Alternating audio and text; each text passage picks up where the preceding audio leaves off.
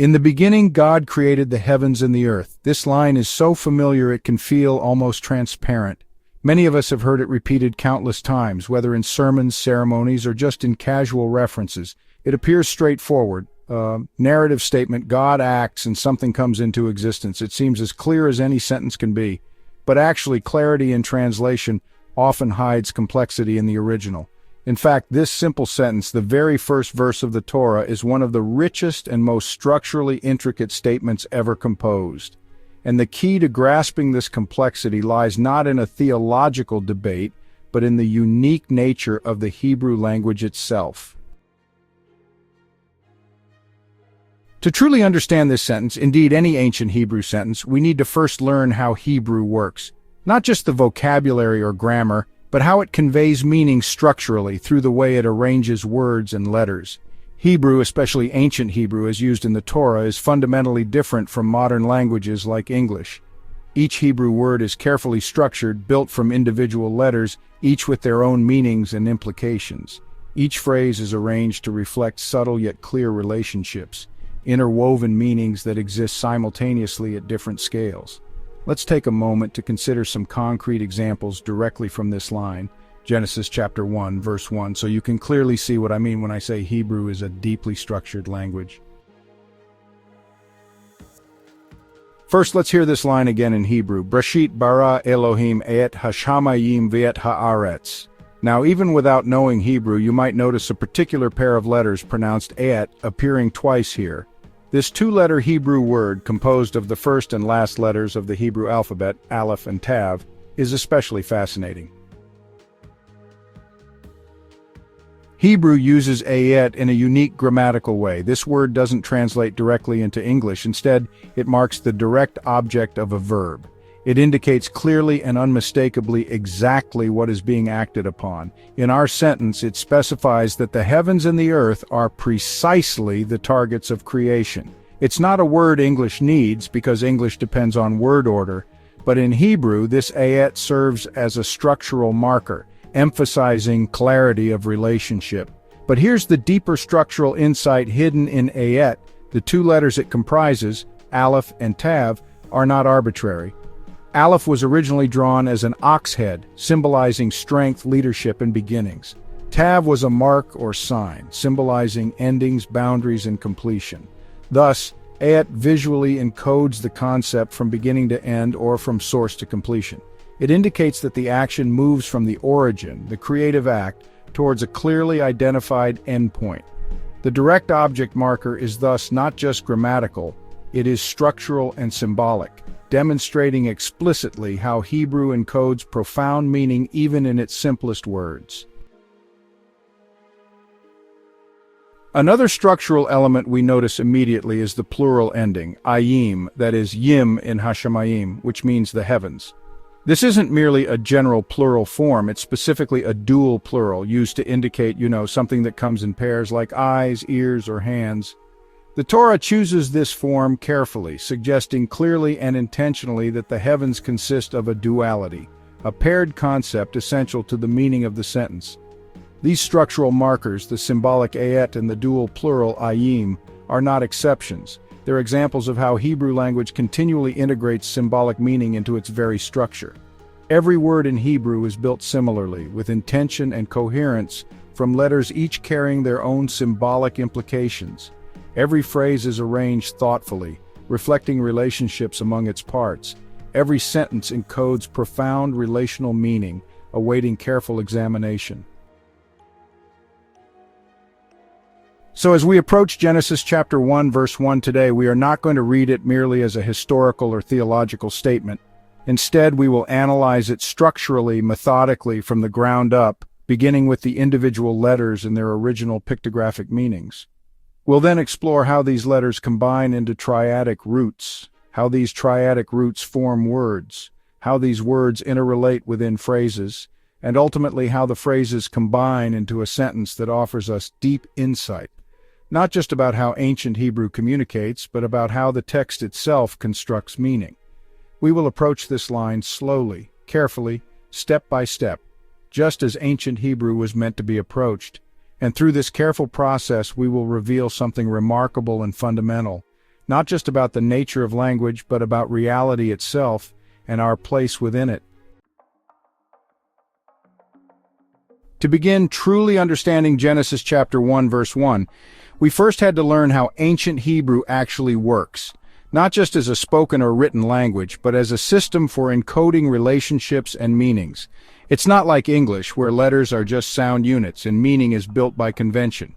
In early Hebrew, especially in its paleo or pictographic form, every letter originated as a concrete image, a glyph drawn from real-world experience. Let's be very clear about this. Each letter in ancient Hebrew wasn't just a sound, it was a picture, a thing, a tool, an animal, a part of the body, and by extension a metaphorical cluster of ideas tied to that object. And this is where we begin, with the glyph, the object.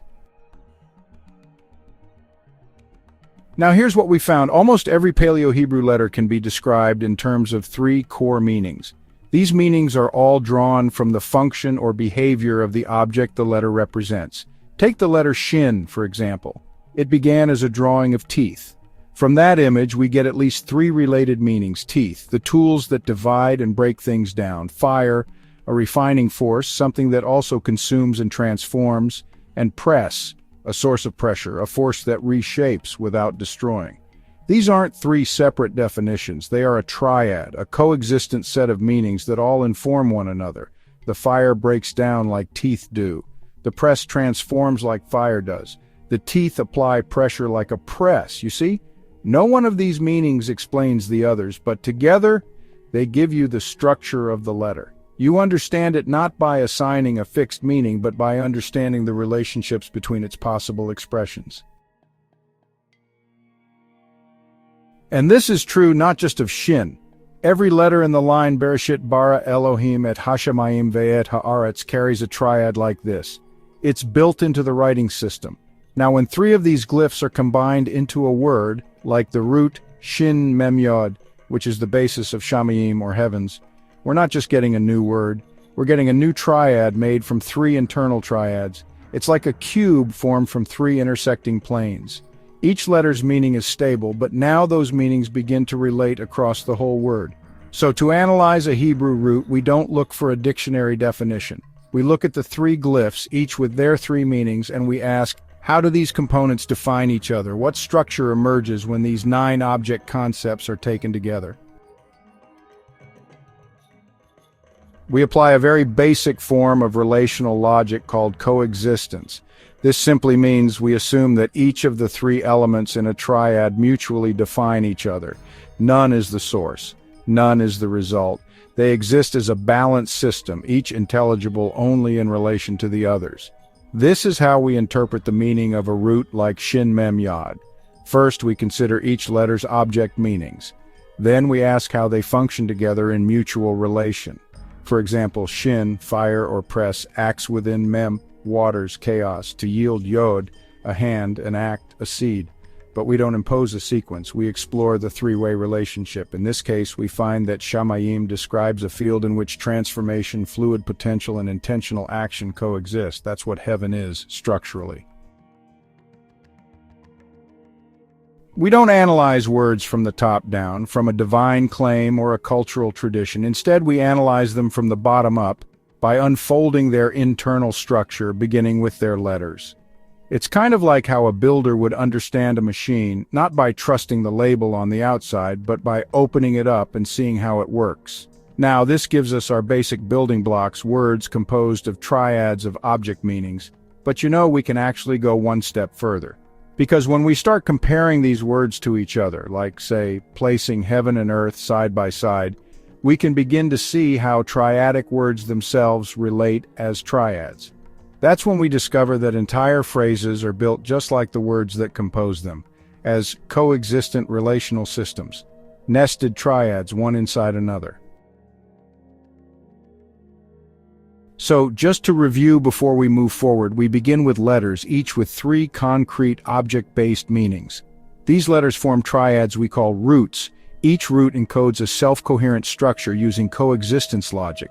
And then these roots build up into larger triads, like phrases and sentences. This process is cumulative. We don't start by interpreting sentences. Instead, we build upward, from the coexistence of real-world objects, all the way to the relational dynamics of a sentence. And now we're ready to move from individual word structures to the next level, the phrase-level triad that Genesis chapter 1 verse 1 embeds immediately after the verb, the dual heavens, and the singular earth. Now that we've learned how Hebrew words are built from triads of meaningful letters and how each letter draws its significance from concrete, object-based imagery, we're ready to return to one of the most important words in the first sentence of the Torah, the word for heavens, shamayim. This word appears early in the verse and often escapes notice, but its structure is both grammatically and conceptually unique. In Hebrew, shamayim doesn't just mean heaven in some vague poetic sense. It ends with a specific grammatical form, the suffix ayim, which marks what Hebrew calls the dual plural. This isn't just any plural, it's used for things that come in functional pairs, like eyes, ears, hands, things that only make full sense when they exist in complementary opposition. It's a clue, right in the grammar, that the heavens are not singular. They are not one. They are two interrelated aspects of the same structural domain. So what does it mean for the heavens to be dual? To answer that, we apply the same method we've used already, analyzing the root triad of the word, the letters shin, mem, and yod. The first letter, shin, was originally drawn as teeth, or sometimes as flames. It carries meanings like biting, burning, pressing, forces that transform. Whether that transformation is constructive or destructive depends on context. It can mean refinement through pressure, or destruction through consumption. Mem, the second letter, was drawn as water, not still water, but active, surging, oceanic movement. It represents the fluid substrate of life, blood, sea, chaos, a source of potential, but also of danger. And the third letter, yod, was drawn as a hand. It stands for directed action, embedded intention, the projection of will into the world. So we have transformation, fluidity, and agency. These three together describe a dynamic field, a place where forces act upon potential through intention. That is what the root of heavens expresses. Now, like all structured triads, this configuration has more than one possible expression. The first is what we call the affirmed mode, where each element plays its constructive, generative role. In this expression, shin represents refinement, not destruction, but discernment, like fire that purifies or teeth that separate what can be consumed from what cannot. Mem becomes the nourishing waters, the sea as an interconnected system of movement, not chaos but vitality. And yod becomes the creative hand, planting seeds, embedding purpose, taking meaningful action that leads to continuity. When these three elements, transformation, substrate, and agency, function together harmoniously, we call it affirmed heaven. It is the field where intention shapes potential into life, a domain not of randomness or control, but of balanced relational action. But because this triad is coherent, it can also express what we call a negated mode. And it's very important to be precise here. Negation does not mean breakdown. The logic doesn't collapse. The structure remains intact. What changes is how the components relate. Their functional alignment shifts. In the negated mode, shin still transforms, but now it does so through destruction, through violent separation, through uncontrolled force. Fire burns out of control. Teeth devour without purpose. Mem, the waters, now overwhelm instead of nourish. The sea becomes chaos. Blood becomes violence. Flow loses its structure. And yod, the hand, becomes manipulation, corruption, or futility. The gesture that imposes will disconnected from meaning, or the action that leads nowhere. This is negated heaven. Not a different place, not a different structure, but the same system operating in a self-defeating, imbalanced way. It is what happens when the elements of heaven still relate, but in ways that invert their generative power. Instead of giving rise to clarity and life, they now produce confusion, decay, and collapse. So when we say that shamayim is dual, this is what we mean. It refers not to two heavens up above, but to two possible expressions of the same relational field, one affirmed, one negated. One in which will, movement, and transformation produce life, the other in which the same elements, inverting their function, produce breakdown. And what's most remarkable is that the Hebrew doesn't merely allow for this interpretation, it actually requires it. The dual plural form tells us that the heavens are defined by a structural tension. They are always both. They always hold the capacity for affirmation and negation, creation and collapse.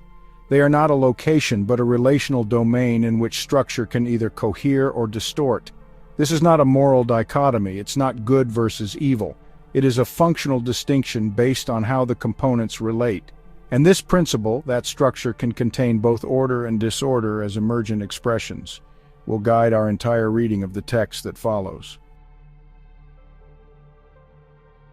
When Genesis tells us that Elohim created the heavens and the earth, we now understand that it is not describing a single fixed creation. It is introducing a system with inherent duality, a system in which the same elements can either affirm each other or negate each other.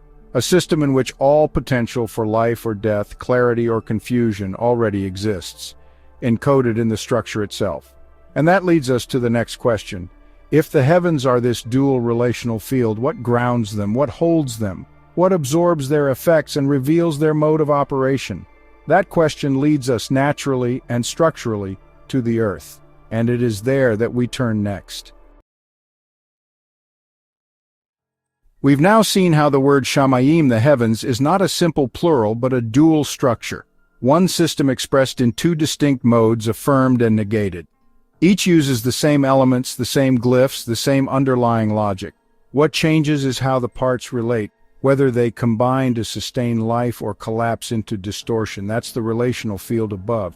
But what then is below? In Genesis chapter 1, verse 1, the heavens are not alone. They are paired with the earth, eretz. And now we need to understand that word with the same structural precision we brought to shamayim. What we'll see is that earth is not simply the opposite of heaven, nor is it its product in a linear sense. Earth is the third part of a triadic relationship, a field that only exists when heaven is already defined in both its affirmed and negated modes. Let's examine the root of eretz, spelled with the letters Aleph, Resh, and Side. These three letters each carry object-based meanings that define earth, not as a flat place or a lump of matter, but as a field of manifest structure, constraint, and consequence. Aleph, the first letter, was originally drawn as an ox head, and that image carries several related meanings. The ox as a source of strength, the yoke as a symbol of guided power, and the leader or master who governs that strength. So Aleph in the context of earth suggests power that is not wild but ordered, strength under control, energy bound to purpose. Earth then is a domain of latent force that has been harnessed, directed, and made usable. The second letter, Resh, was drawn as a human head in profile. It points to form and identity, the idea of a summit, a beginning, a locus of awareness or distinction. Resh introduces not just physical shape, but structured meaning. It is what allows something to be recognized, located, or named. So when Aleph gives us governed strength, Resh gives that strength form and direction. Earth becomes not just power, but formed power, strength shaped into identity. Finally, Sade, the third letter, was drawn as a trail or path with a hook. It means a bounded way, a snare, a trap, or symbolically a moral path, the idea of justice, constraint, or right movement. Where Aleph provides power and Resh gives form, Sod introduces consequence. It is the rule that governs motion. It is the principle that turns free action into accountable behavior. Taken together, these three letters form a perfect unity, a triad: strength under control, identity within structure, and movement under law. Earth is not the opposite of heaven. It is the place where the possibilities of heaven are made real. It is the domain where what could happen, affirmed or negated, becomes what does happen. Earth is where consequences take shape. Now that we've defined the heavens in their duality and the earth as a domain of manifest constraint, we can finally see the structure of the phrase as a whole.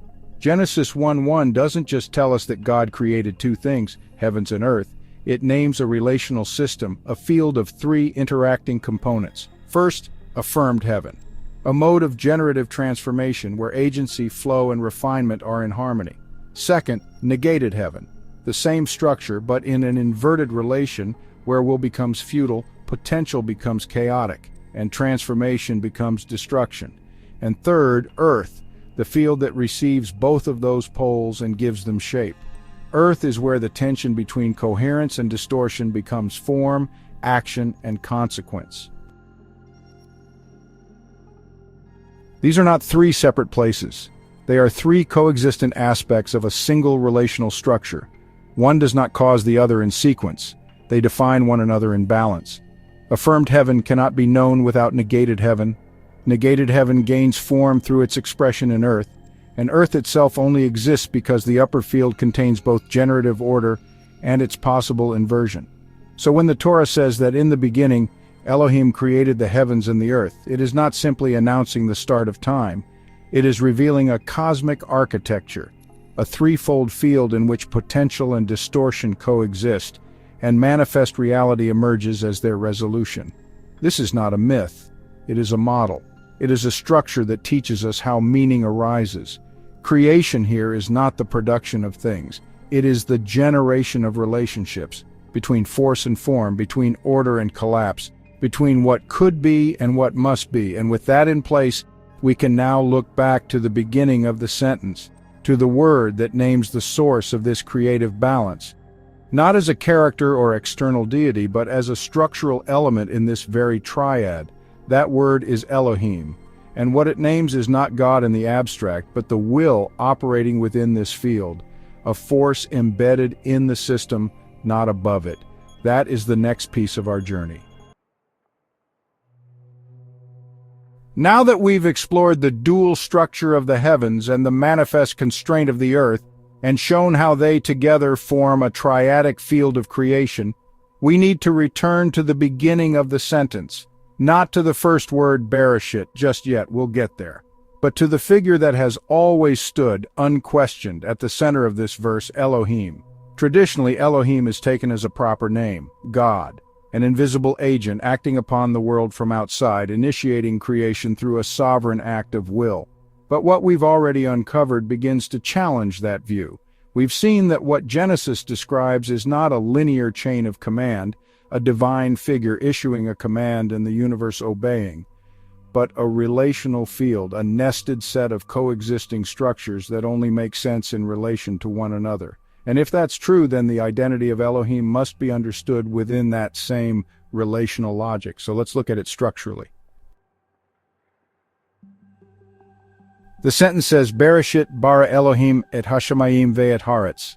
The subject appears to be Elohim, the verb is bara, created. And the object, as we've just explored in detail, is the dual heavens and the singular earth. But if we now look closer, we see that this sentence doesn't describe a simple action by a separate subject. It describes a relational emergence, and that emergence contains three essential elements. First, Elohim, the name that appears to represent the source, the initiating consciousness. Second, the act of creation itself, the verb bara, which doesn't describe an act in time but a kind of ontological differentiation, a dividing, shaping, separating, establishing of order. And third, the created system, what we've already identified as the triadic field of affirmed heaven, negated heaven, and earth. Now, if we stop here, most interpretations would say God performs an act and a world results. But the logic of the sentence, and more importantly the logic of Hebrew structure, reveals something more radical. These three are not linear, they are coexistent. Let's examine how. Start with the relationship between Elohim and the act of creation. Elohim, if taken in isolation, has no identity. The word itself is grammatically plural, yet functions as a singular subject, a hint that even in its form it resists categorization. Elohim is not defined by a form or by a place. Elohim is defined only in relation to what is created. The act of creation gives Elohim his identity, not the other way around. And conversely, the act of creation isn't just a motion or a command. It is the expression of what Elohim is. Elohim does not stand apart from creation. Elohim is revealed in the act of bringing forth structure. He is intelligible only within that relational event. Now take the second relation, the act of creation and the structure it produces. Here again, neither can be isolated. If the act does not result in form, then it is not creation. And if form exists, but no act precedes it, it is not created, it is simply there, static, undefined. Creation in this sentence is not a historical moment. It is a condition, a continuing tension between differentiation and resolution.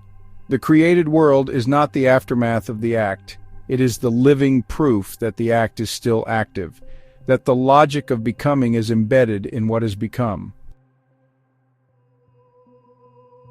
And then, finally, we return from the structure of creation back to Elohim. Because what the structure reflects is not randomness, it's not disorder. Even in the presence of negated heaven, even in the field of potential collapse, the relational logic holds. The structure bears the marks of coherence, it shows intention, it shows bounded agency, it shows purpose, and that is how Elohim becomes known, not as a character acting upon things, but as the immanent coherence of the system itself. The shape of the world reflects the identity of the will that structured it. So now we can speak the triad plainly. Elohim is the field of will, structured, directional, not external but embedded. The act of creation is the continuous emergence of difference from potential, the shaping that divides and gives identity.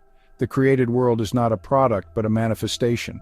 It is the field in which the logic of Elohim and the event of creation become visible.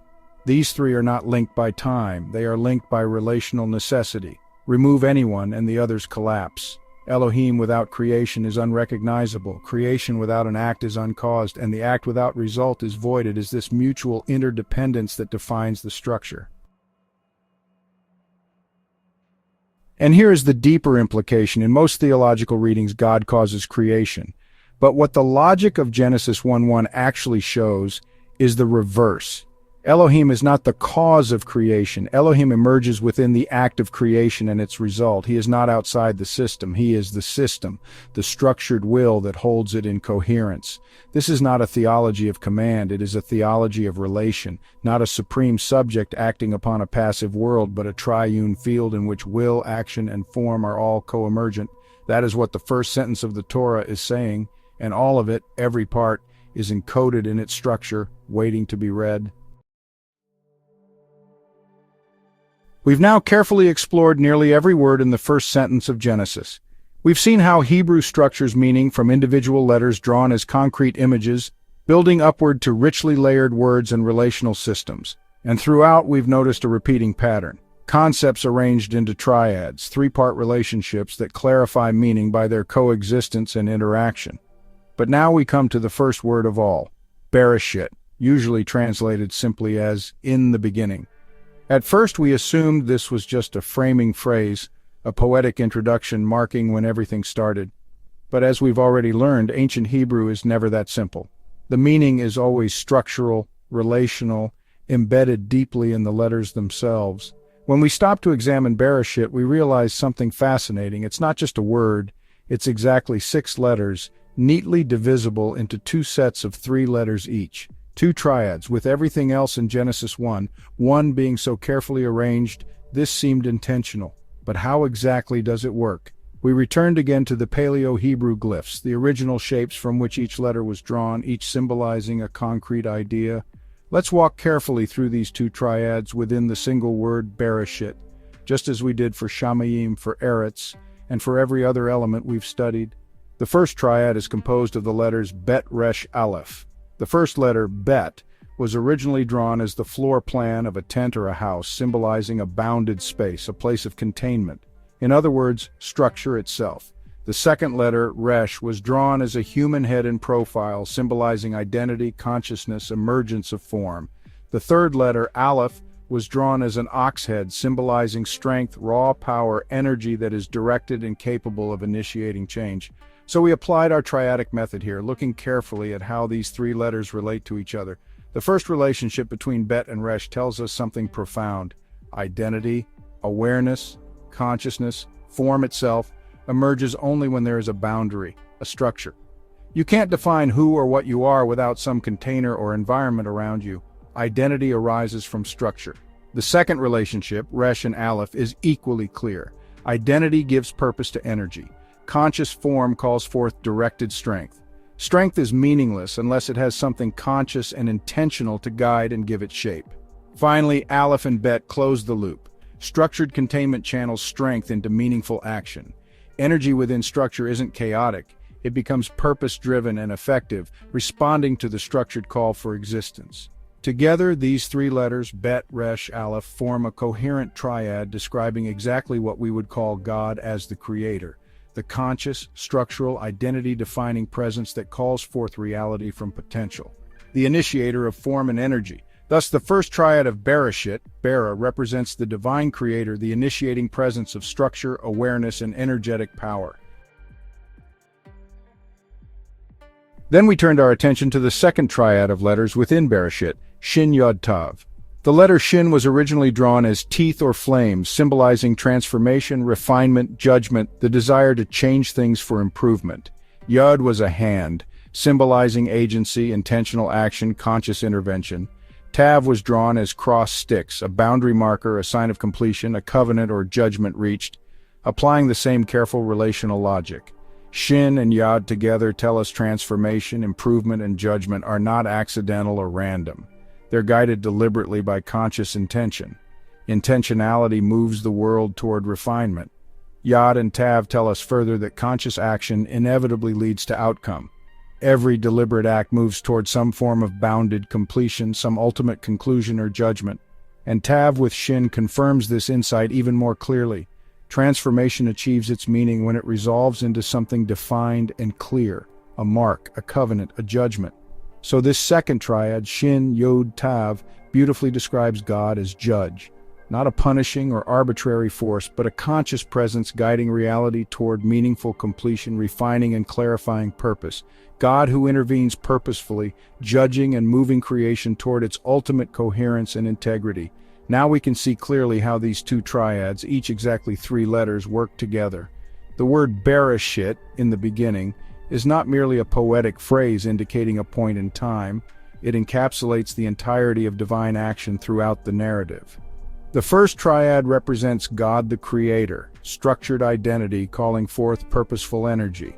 The second triad represents God the Judge, conscious agency guiding the created toward coherence and completeness. And together these two triads establish the full narrative setting of the Torah, existence itself as an unfolding story of structured creation and intentional refinement. Furthermore, notice how the first triad ends with Aleph, the first Hebrew letter, and the second triad ends with Tav, the final letter. Aleph and Tav, beginning and end, initiation and completion. This pairing beautifully echoes the subtle structural cue we encountered at the beginning of our analysis, the direct object marker at Aleph Tav, that points silently but powerfully to the movement from start to finish, from creation to judgment, from source to coherence. Thus, the first word of Genesis, Bereshit, is not simply a temporal marker. It is a perfect encapsulation of the full relational context of existence itself. It defines the Torah's entire narrative as a carefully structured journey from creative initiation through purposeful judgment. It sets the stage for understanding everything else that follows, divine will, creation, and the complex relational dynamics within the world itself, as part of this dual divine presence, creator and judge, beginning and end, initiator and completer. Now, having clearly understood the extraordinary depth hidden in this first word, we're finally ready to step back and see how the entire sentence of Genesis 1:1, each triad within it, combines into a complete, comprehensive system, the creator, the judge, and the substance of creation itself in relation, fully integrated and richly meaningful. We've now traced, letter by letter, word by word, the structure and logic encoded in the first line of the Torah. And what we found is not a simple declarative sentence, it's a nested architecture of meanings, interlocked through a language that encodes relationship, function, and consequence in every character. We began with the first word, Bereshit. At first glance, it simply reads, in the beginning. But structurally, it's much more. The word divides cleanly into two triads, 6 letters arranged as 2 relational fields. The first triad, Bet, Resh, Aleph, traces a path from structured containment to emergent identity to invoked strength. This is God the Creator, will emerging from form, calling energy into being. The second triad, Shin Yod Tav, moves from transformation through agency to completion. This is God the Judge, the refinement of form into meaning, intention resolved into coherent purpose. These aren't characters in a myth. They are relational roles encoded in the grammar of the first word, Bereshit, which now means in the field where creation and judgment coexist. So even before the sentence begins, the Torah has declared its structure. God is both creator and judge, not external to the world, but structurally embedded in the unfolding of its meaning. From that foundation, the sentence continues. Bereshit bara Elohim et hashamayim vet haaretz. Each word in that sentence is a relational element, and now, having examined them all, we can see how they work together. After Bereshit, the next three elements form the primary triad of the sentence. Elohim, traditionally translated as God, but more precisely rendered as the field of structured will. Elohim is not a character. Elohim is the presence of intentional pattern, that which wills structure into being. Bara, usually translated created, but again structurally, this is the active field of transformation. It's the process by which relational fields differentiate, by which potential becomes actual, by which structured will takes form. Hashamayim vet haaretz, the heavens and the earth. But as we've seen, these aren't just sky and land. They are an ordered system of contrast and consequence. The heavens are dual, affirmed and negated. They represent the active relational field, where energy can organize itself or collapse into chaos. The earth is the fixed frame, the manifest structure, where the results of those heavenly relations are borne out in bounded, consequential form. These three elements, Elohim, bara, shamayim, and eretz, are not a sequence. They are a triadic structure. None of them exists alone. Elohim only becomes visible in the act of creation. Structured will can only be inferred from relational change. The act of creation only exists as long as it produces form. It has no meaning in isolation. And the created structure only becomes intelligible as an expression of will and transformation. They are mutually constitutive. Together they form a system. Not God acting on the world, but divinity emerging through structure, transformation, and consequence. A relational field in which will, process, and form are inseparably co-arising. And this changes everything. It means that God is not external to creation. Elohim is not a distant actor. Elohim is the coherence of the system itself, the balance between creative initiation, transformative process, and structured outcome. This is not myth. This is structural theology.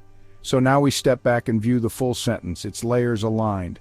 At the first level, the word Bereshit gives us the narrative context. God as creator and judge, the presence of structured intent and coherent consequence. At the next level, bara Elohim shamayim veretz gives us the ontological mechanics. Structured will engaging in active creation to produce manifest, differentiated reality.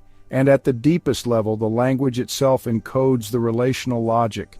Every letter representing concrete meaning, every triad forming a system of coexistence, every word pointing not just to a thing, but to the way that thing arises through relationship. The first sentence of the Torah is not a proposition. It is a relational map, a full ontology, expressed in a single line. And when read structurally, it teaches this.